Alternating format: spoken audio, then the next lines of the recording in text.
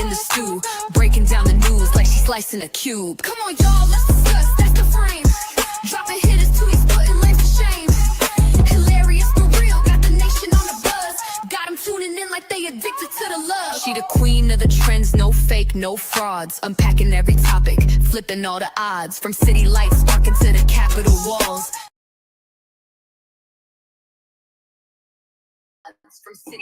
Hey y'all, hey. Let's see. Let me see if y'all can hear me. Hey y'all. Okay, yeah, I'm on there. I'm on there. Happy Sunday. Let me see. Okay, I have to make sure talk what camera I'm talking to. How's y'all day? Matter of fact, how was y'all week? I think I've been out of here for a week and a half or 2 weeks that I haven't dropped anything or went live. Yeah, my oldest daughter was in the hospital. She's out. She got out Friday. And then Tuesday, my car broke down. So it's been a week. Let me turn this down in case it's echoing. But you take sometimes life be lifing, but I still be out here enjoying life, okay? Still trying to have me a good time, still taking care of these babies, still cooking and cleaning and doing what needs to be done, okay? But I'm thanking God that it wasn't with my oldest daughter. It wasn't a serious complication. She spent the week in there, but she's out and she's doing better. So thank you all who sent your prayers and good vibes and good energy and was thinking about her and checked on her. So thank everybody for that. Now, yeah, I know everybody done seen this verdict. So today we're gonna talk about this P. Diddy verdict, the Trump big beautiful bill, and there was a mass shooting in Chicago. So come on, y'all, let's discuss.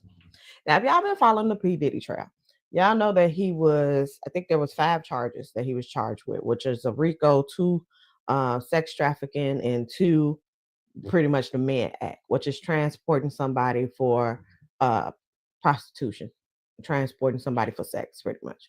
So since the beginning of the trial, I said it was going to be in the bag to me, just watching the coverage and what the case the prosecutor put on and the case that the defense put on. To me, he was going to get charged with the Mann Act. That was the simplest one. That was a 1 + 1 = 2.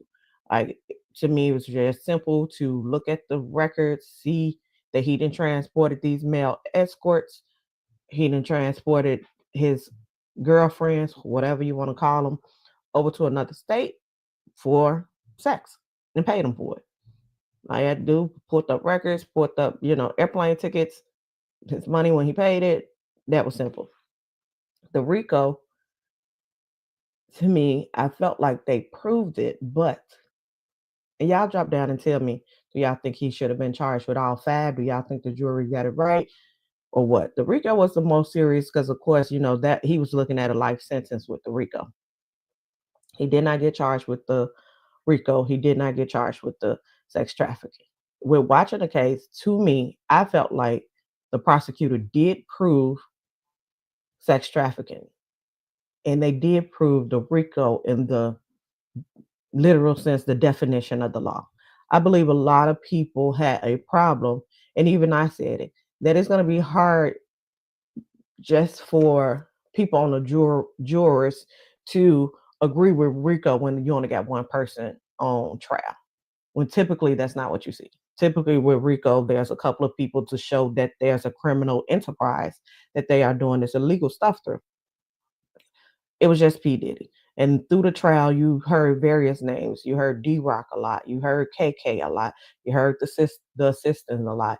But none of those people testified. And to me, it just made it more difficult. Like if you just look at the testimony and look at the records that were shown, then you would be like, yeah, there was people involved in his organization that helped him to transport these people. The arson was also because the RICO, there's a couple of like crimes that you have to prove that was a RICO, and it was the arson and the kidnapping was part of it. Now, before the verdict came out, people was talking about, oh, they dropped the arson and kidnapping. They didn't drop the arson and kidnapping. What had happened was, y'all, they didn't drop those charges. They had attempted arson and they had attempted kidnapping, and they also had arsoning and kidnapping.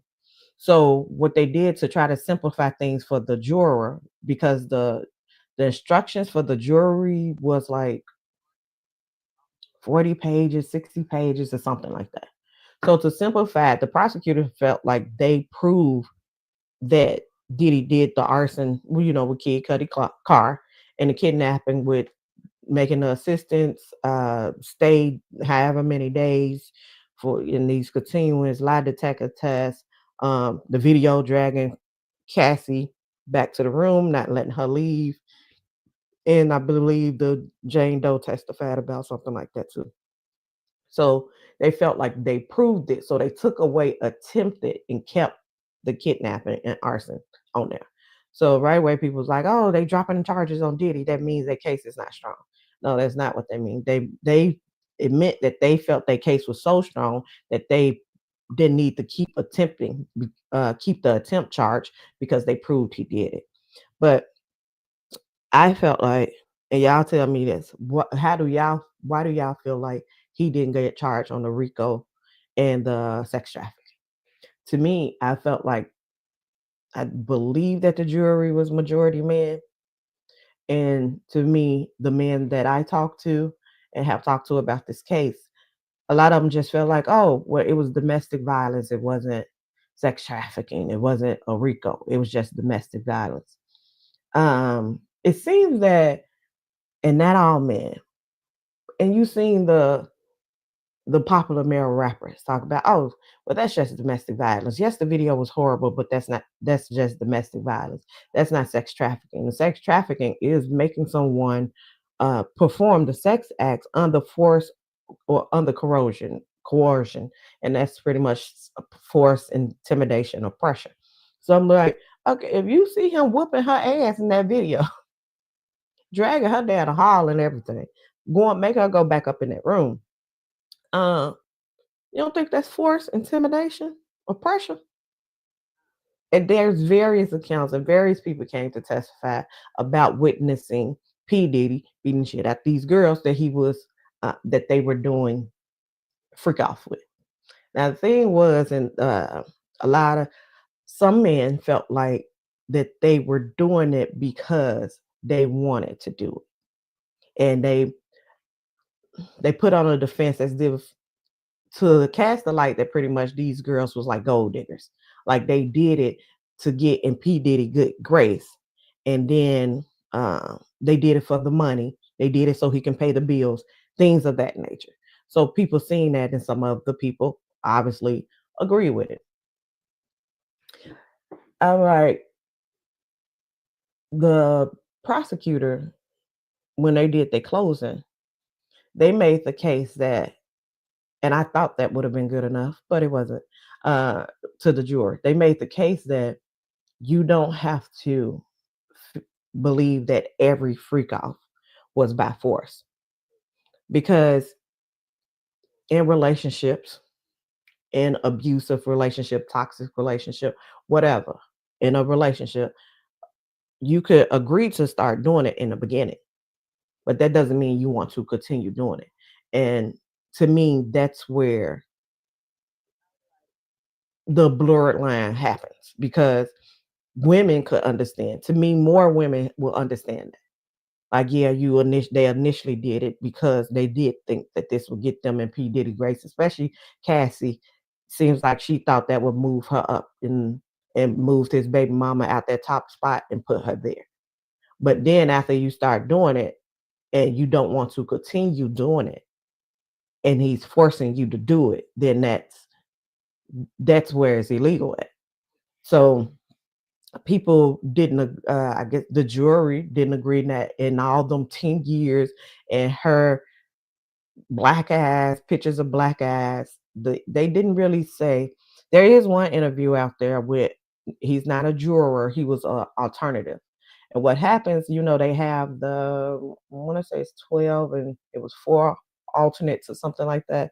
But they all sat there for the trial, and they all hear the evidence and they all watch the tapes. He said they don't know until they go in the back and um, to deliberate who's gonna be the juror. So he was a alternate. So he got to go home when they started deliberating. So he don't know what happened in deliberation room, but he did say the tapes wasn't very it wasn't as explicit as people would think it would be. That's how he described the tape, y'all. So I said, oh y'all, I forgot to put this show my thing. But I said to me, men and women think differently. And sometimes it's hard for men to understand a woman point of view of being forced when there's if P. Diddy wasn't there with, a firearm up to her head. Or I mean he was beating her ass to do it. But sometimes it's just hard for men to empathize with something that they didn't have to deal with. And not even that they didn't have to deal with because they man don't think that same. Like men's are not a lot of men. Now you do see it, there are male victims, but a lot of men don't understand the pressure and the force of that threat of a man doing something or somebody's forcing you to do something if it ain't like a violent, our word scene and stuff like that. Or they had your hands tied behind your back and stuff like that. Just the pressure of this force of consequences that's gonna happen to you if you don't do what that person wants. Because a lot of men don't have to deal with that in everyday life. Well, women have done dealt with that probably since you had boobs. Like honestly, it's a thing for women. I will use this as an example. There's some things like how women think versus how men think on threats. So I was at work and I'm talking to it was a coworker. This is a male coworker, and he has a wife. So I'm talking to him and said my battery had died because I had forgot and left the light on inside the car. And he was like, "Oh, my wife always do that. Why do you women do that? Like, I don't open the door. Why y'all leaving the light on inside the car instead of just opening the door and look for what you're looking for and then get out and shut the door? Then you don't have to worry about the lights being on." I said, see, women, we have to think that they men don't think nothing like this. He just like open the door. For a woman, at night, because obviously it's nighttime. That's why we got to put the light on inside the car. At night, we ain't sitting outside with no doggone door open. That's how you get kidnapped. And the men that ain't even on they he think about nobody kidnapping them. They gonna fight them off. You know what I'm saying? That's the thing with you get the strength and everything for a man that you feel like you can fight off if somebody come and try to attack you or try to kidnap you. A woman, we not finna open a door at night looking for something inside the car because we think about getting kidnapped. We think about getting R-worded. We think about like it's things that can happen to you. So I was like, he's like, oh, I never even thought about that. Why do y'all think about that? Because that happened. Have you not seen the news? And it's probably because we watched, a lot of documentaries and Law and Order, Criminal Victims Unit, all that stuff. But you see it happens in real life, just not TV shows. But you see it happens in real life. You out there at night, you looking in your car, somebody come sneak behind you and snatch you up off the street. But a man never thinks about it. Well, some men. I should say a man because I guess it's possible some out there who do, but most men don't think about that. Where most women do. We're not gonna open that door at nighttime to have the light on. We rather have that light on where oh yeah, we forgetful. Forget to cut it off. And then have our husband, boyfriend, whoever, triple A, whatever, come get us a jump or uh, come pick us up than having this door open and the risk of that. So I'm like, so for a woman telling a man a story, and I have talked to my husband about this too. I'm like, have you sat down and talked to like various women? Because my husband he haven't talked to many women who have had the like molestation abuse stuff. Here and there, he knows some. One of his friends, who most of his my husband friend Mike, I'm gonna say his name, Mike. Most of Mike friends are females, so he talks way more females than my husband. And Mike is single, so of course. But he said like just about every woman that in his life, and he has a lot of female cousins, and he his mom, his grandma, and everything like that. But most women in his life have experienced some type of abuse, some type of molestation, something that didn't, a R word, something throughout life. And a lot of it starts young. So with women, the threat of something happening to us, like we have dealt with it young. So when another woman tells it, and that's probably why the Me Too movement, well, that's why the Me Too movement went so big. When another woman tells you her story, you'll believe it more and not question it more. And I shouldn't. People will be like, "Well, you should question everything." We will question. Will you? The Me Too movement, and people have misinterpreted this. The Me Too movement is not believe every woman that says if a woman come report it, investigate it. Because there were times where things weren't getting investigated. A woman come report it, they'll be like, we don't believe that happened. Sex got a little too rough. And that'll be it. So I said, I think that's what happened with the jurors, that a lot of people, if I'm not mistaken, the jury was majority male. I think it was 6 male. No, 6 or 7, because it's 12. I think the jurors was majority male, or also older female. Females, some some 40, but at least 45 and up. And I said black females because I know older black females. Y'all tell me in y'all community, whether it's Hispanic or white, is they like that? Like, the Tyler Perry movie. That's a good man, Savannah. Even when you see enough, the what's her name? J Lo movie, when she was getting beat up by her husband, and she went and told her husband mother. She told her mother-in-law, and her mother-in-law was like, "Well, what you do?" You see that in the elderly community, it was more accepted, like domestic violence and things like that. That was more accepted than it is now. And you'll see older females who will make excuses or overlook it. And so some people didn't look at that as force. They just looked at it as that was domestic violence. And he didn't force her to do anything. It was just domestic violence, which is wrong, but sometimes it happens. To me, that's how he ended up getting off of those other charges. Because before the verdict came out, the jurors came back with questions. And I want to say initially the first question was they wanted to get rid of one of the jurors because he did not, they said he did not want to follow the judge instructions. So we don't know what that means. They said it could be where the judge instructions, where he already made up his mind. He didn't want to go in there and deliberate, and he's just like, "Nope, this is how I feel on these charges, and I'm not changing it." So we don't really know what that is. So then they came back and they said that they had figured out 4 charges. They had made a verdict on 4 charges, but man, he was charged with 5, and they was deadlocked on the 5th. And the judge said, "Go back and y'all need to deliberate some more and come to uh and try to see if y'all could come to a conclusion." Now, when that happened, everybody was saying like, "Okay, he's guilty on at least one," because if they decided on the 4, and the 4, and they said they couldn't decide on the RICO, so the 4 was the 2 counts with the Mann Act, transporting somebody for prostitution, and 2 counts of sex trafficking. If they decided on those 4, and if all 4 of those was not guilty, then the 5th one they wouldn't even have to deliberate on. The 5th one was the RICO; he'll be automatically not guilty. So right away we knew within those 4, most people were speculating. I felt like once they said they got a verdict on the 4, one of those 4 had to be guilty, because we wouldn't even be here talking.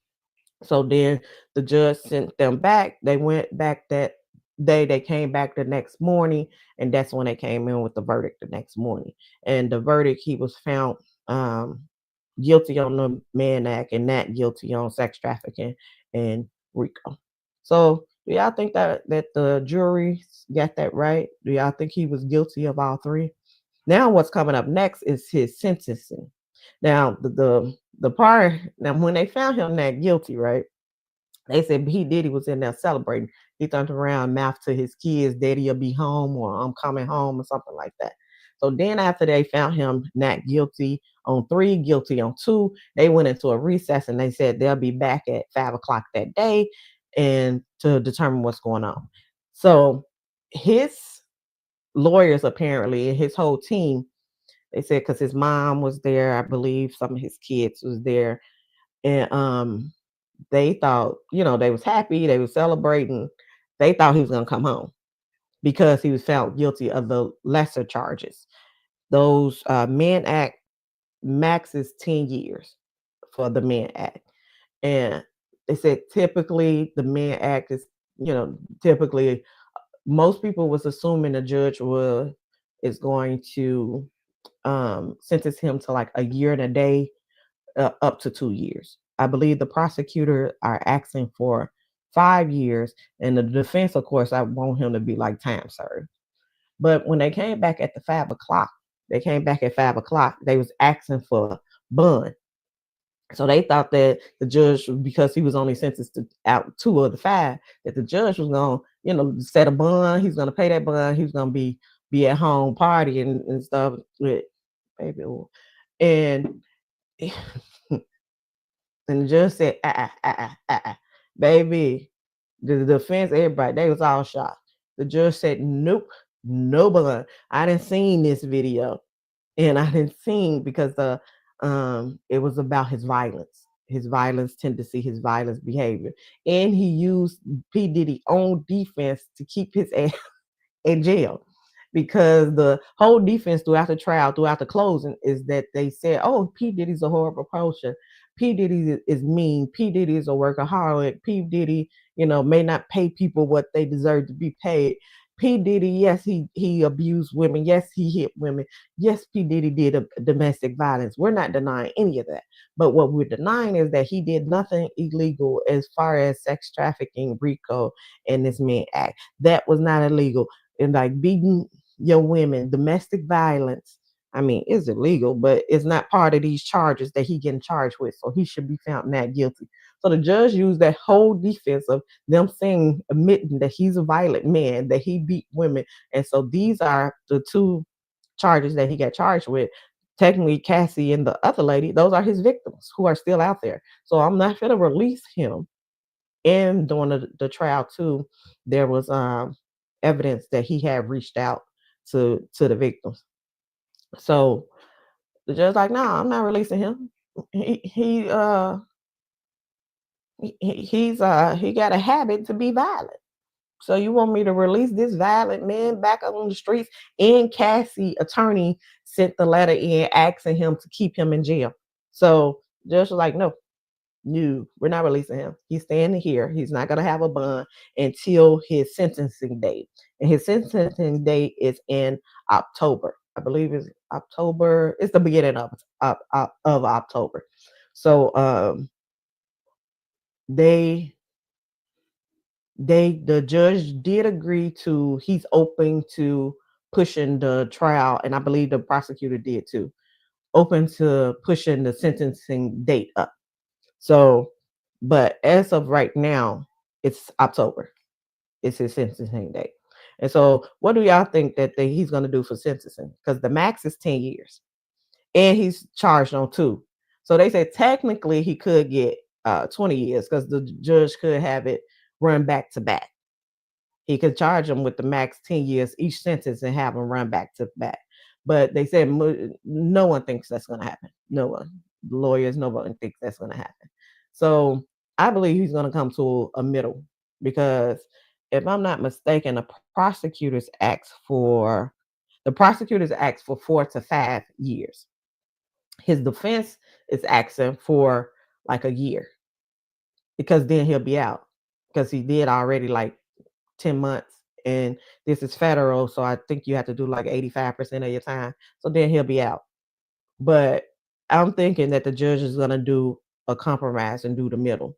So 5 years, 1 year, maybe 2 years. That's my guess, that he'll sentence him to maybe 2 years, and then which will be a couple of more months, and then that'll be it. So, y'all, that was that on the P Diddy um on the P Diddy verdict. Drop down, let me know what y'all think about the that verdict, and how do y'all feel the trial went. And this another thing too, that during the closing, the prosecutors, they said the prosecutor came out with all these charts and graphs, and the defense was just did an emotional closing. Of course, also during the trial, no, the defense called nobody. Not nail witness came up and testified for P Diddy, and I felt like when I heard that about the closing, because what's facts is nowadays people don't like facts, data, the charts, and you're gonna bore them people. So when they was like, she had all these charts and like it went on and looked like the jurors was falling asleep, where the defense closing was just like a preacher preaching to the congregation. You know what I'm saying? It was more just like a lot of loud talking, a lot of trying to get you emotionally involved and things of that nature. So I was like, that's gonna be hard, because the reason why we got the president that we got is because of education. But let's continue. Uh, what y'all think about that trial? Well, about that trial and about that verdict. Now, I'm not gonna read this whole. Y'all know Trump passed his big beautiful bill, so it been a lot of before the bill even passed. It's all, of course, it's always the Republicans against the Democrats, but the Democrats were saying how horrible the bill is. The Republican was saying how beautiful and big it was. Now, it was supposed to have been passed, but what happened was once they got to discussing the bills and the Democrats got to bringing up everything that's in this bill, some of the Republicans started backing out the bill, because now white people don't get mad. There's a lot of broke white people in the a lot of broke white people in the U.S. now, and that's because whites are the majority in the U.S. So the majority of the brokes are white. Now I'm broke and I'm black, but y'all want to donate? There go my cash app right there, to the toxins. But in those rural areas, don't red po. A lot of the states in the red area live off that federal money. They're talking about tax, but they live off the federal money more than Illinois, New York, uh, California. They we pay Illinois, the California, New York. We pay most of the money, but those states use most of the money. So those states, those Republican states, once they was looking at and they constituents, their citizens in their areas, found out, oh, they finna cut SNAP, they finna cut Medicaid, and especially in the rural areas, hospitals was gonna close already before the bill passed. Hospitals started like, oh, y'all cutting the federal money, we're gonna have to close. So the threats of hospital closing. So some Republicans like backed out the deal, and then they had to go in and add stuff to the bill, take away stuff from the bill, blah blah blah. So they eventually got to the point where those Republicans agreed. Now, it was 50, the vote was 50-50. And JD Vance broke the tie, because that's what vice presidents are there for, breaks the tie if there's a tie. And that's how it ended up passing on to the Senate, and the Senate voted for it. And all Democrats voted no, and 2 Republicans, but it still wasn't enough to keep the bill. I believe it was 414 to 418. And of course, the 418 was the Republicans. And that's how the bill ended up passing. Now, the bill is almost 900 pages. So I ain't reading that, y'all. Ain't reading that. The just of why people are mad at the bill is because, of course, the Republicans are saying it's a big, beautiful bill and it's gonna, make America great again. Uh,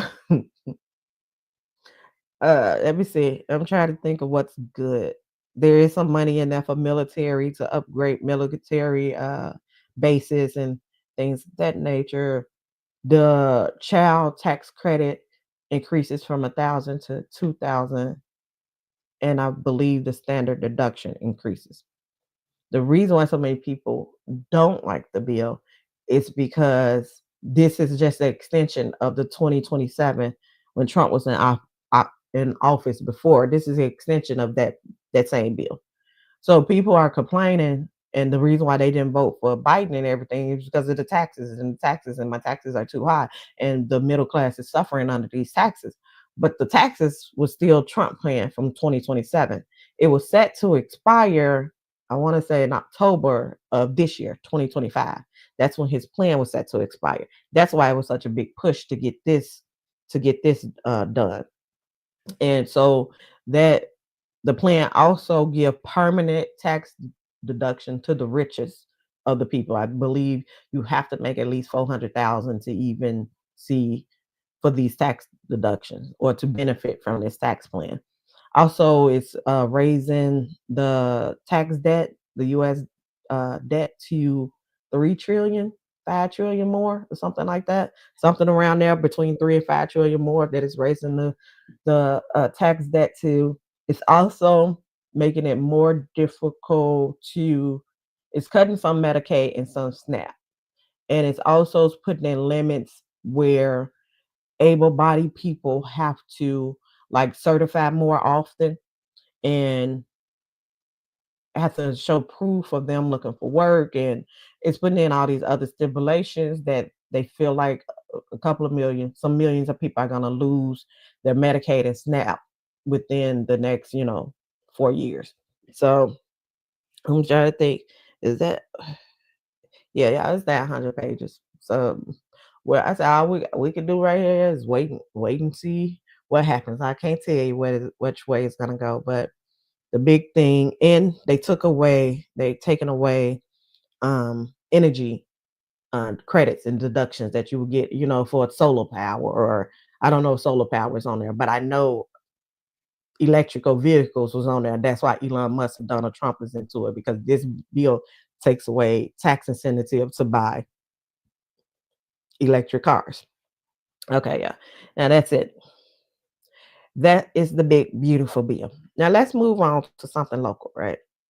I was watching the news, and what was it, July 2nd? There was a mass shooting in Chicago, right?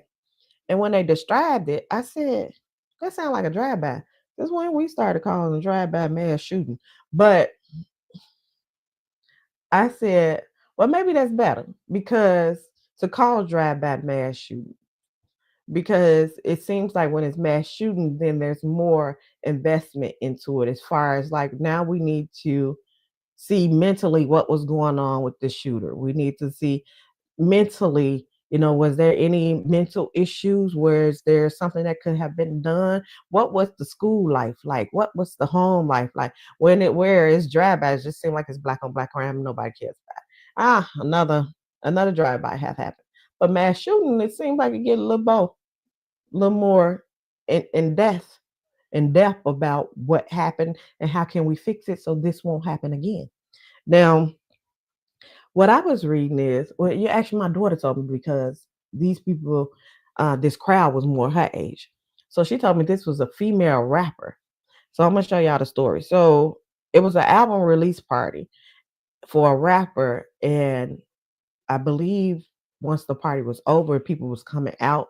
Somebody drove past and shot the place up. That was standing on the outside. 18 people got injured, and I believe four passed. And I want to say one of them was her boyfriend, and one of them may have been her sister, if I'm not mistaken. The rapper who album release party it was. So I'm gonna show you the article, and then it's gonna be the last story for today. Y'all drop down in the comments. Let me know if y'all want to, what y'all want to talk about next time we go live. So this was this is talking about the mother of one of the victims, Sharonda Booth, stands at the vigil for her daughter, Taylor Walker.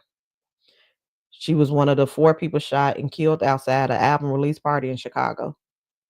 The mourners chose pink balloons for the event in honors of Walker's favorite color.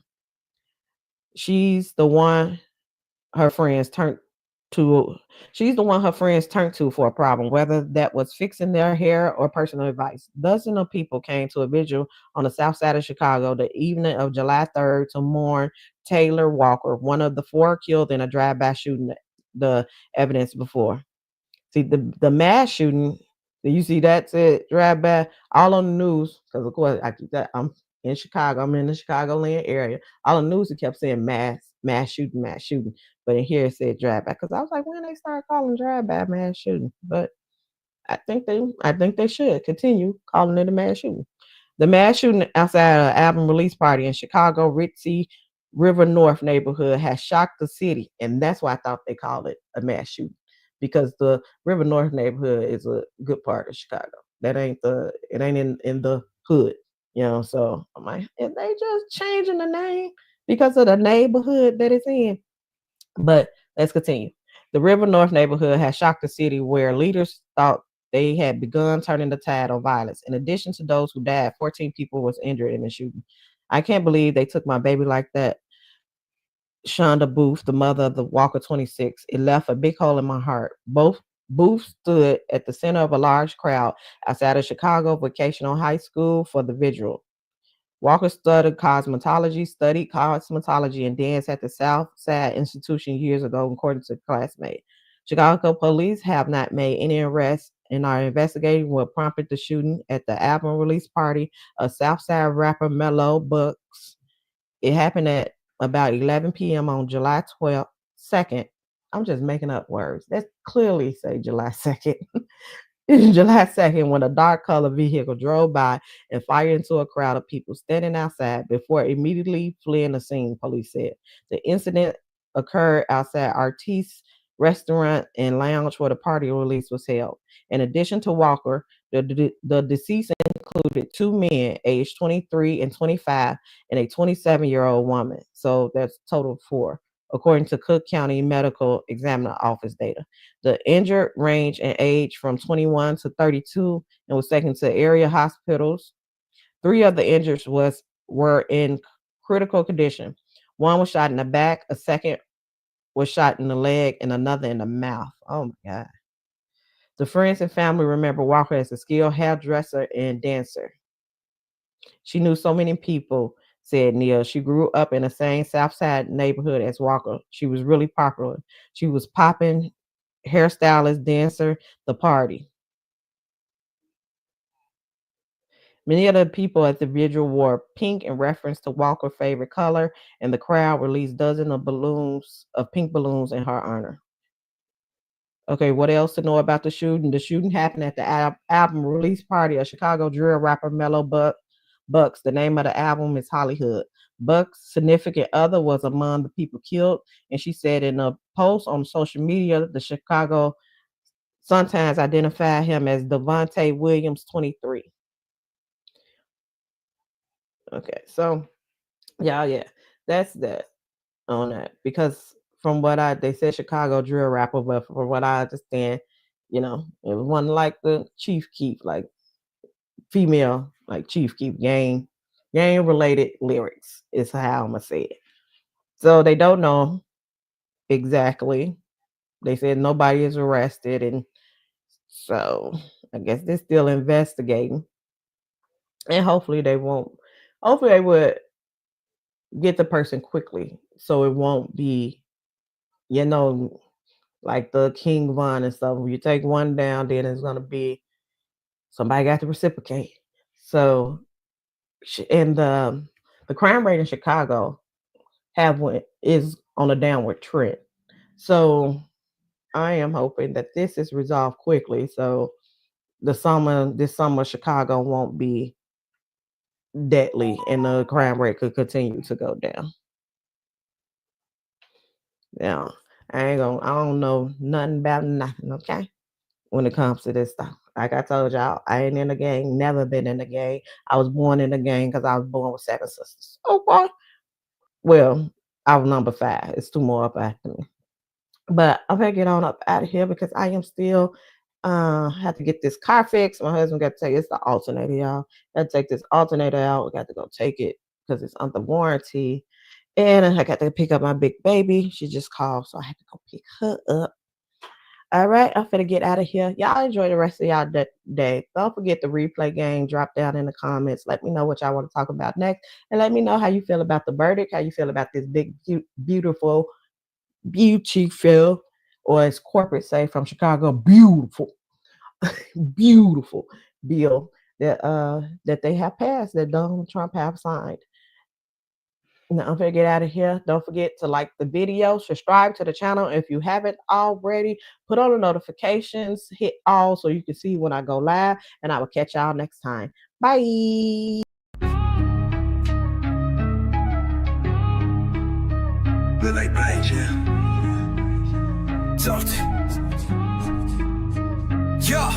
Scroll in the tube, found a star in the chaos. Judy spitting facts like a modern day seance. Trending waves, politics in the spotlight. Raw with the wit, hits you sharp like a frostbite. Come on y'all, let's discuss her anthem, her creed. Breaking down the drama, uncovering the greed. Laugh through the truth, it's enlightenment with flair. Judy talks sense, ain't no nonsense over there. Come on, we tuned into Judy's